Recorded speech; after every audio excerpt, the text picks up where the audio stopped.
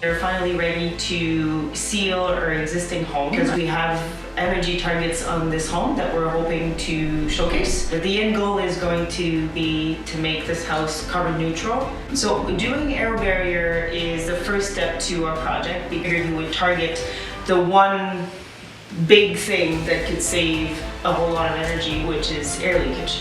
And air barrier is the only technology as of today that can do that in a finished house without any demolition. Air barrier is an air tightness product that is it's installed with positive pressure. The blower is a big fan.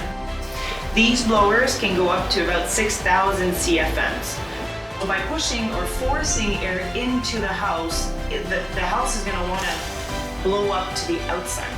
And by doing so, the air in the house will try to escape because it can't stay in, it has to go somewhere. So it leaves residue when the pressure stops. We have to protect all the horizontal surfaces for deposits so that when we turn off the system, then everything falls to the ground.